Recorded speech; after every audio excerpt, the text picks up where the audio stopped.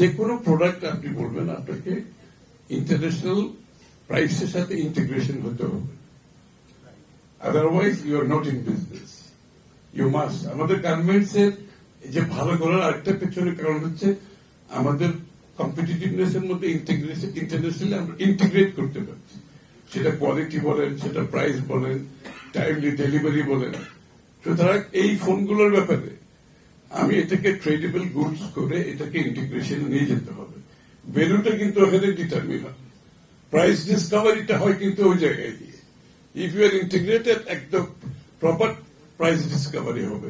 If you are not integrated price discovery হবে না, distortion গুলো চলতেই থাকবে, যে যার মতো করে লুটপাট করবে, সুযোগ নেবে। এবং এটাই বাংলাদেশের স্ট্যান্ডার্ড হয়ে গেছে বিজনেস প্র্যাকটিস, যে পৃষ্ঠপোষকতার ব্যবসা বাণিজ্য।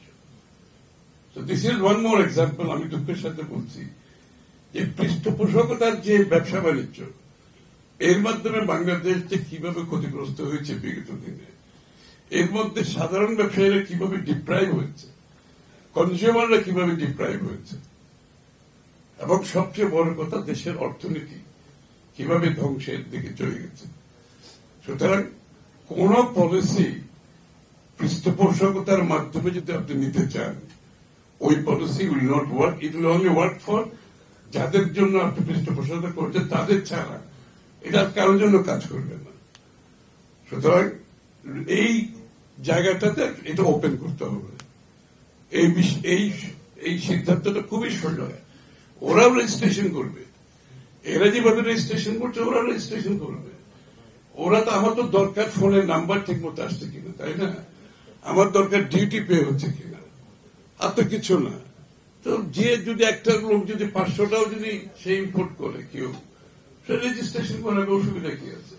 রেজিস্ট্রেশনের মাধ্যমে সেও তো একই ব্র্যাকেটে চলে আসছে, আর যারা ম্যানুফ্যাকচার করছে তারাও আসছে।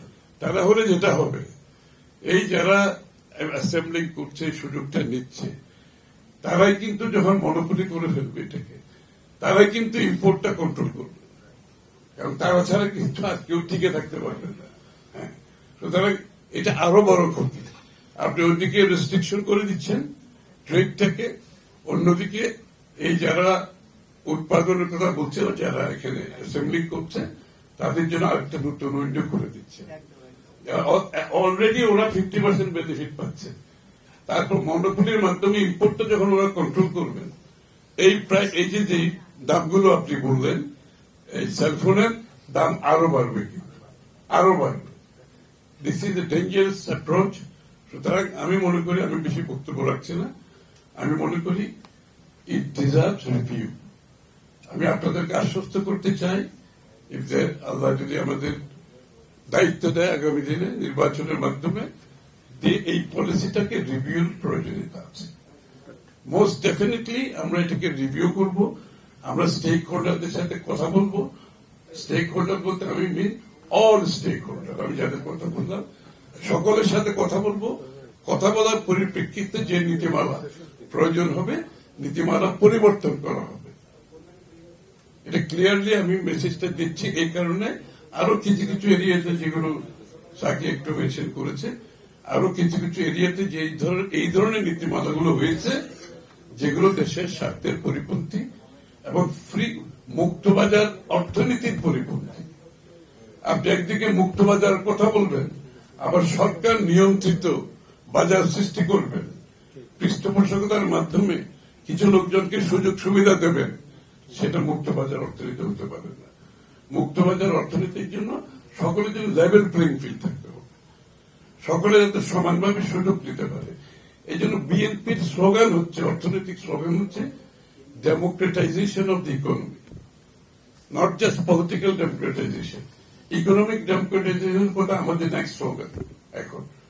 যে ডেমোক্রেটাইজেশন অর্থ হচ্ছে গণতন্ত্রায়নের, অর্থনীতিকে গণতন্ত্রায়নের মাধ্যমে প্রত্যেকটি নাগরিক, শুধু ব্যবসায়ী না, প্রত্যেকটি নাগরিকের দেশের অর্থনীতি উন্নয়নে সমান সুযোগ দিতে হবে।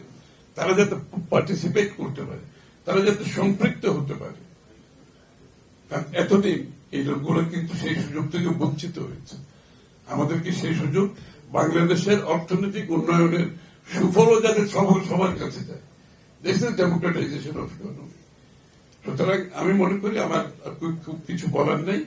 দিস পলিসি আমরা রিভিউ অবশ্যই করব এবং স্টেক হোল্ডারদের সাথে কথা বলে প্রয়োজনীয় পরিবর্তন যা যা করার দরকার সেই পরিবর্তন ইনশাআল্লাহ আমরা নিয়ে আসবো। সবাইকে ধন্যবাদ।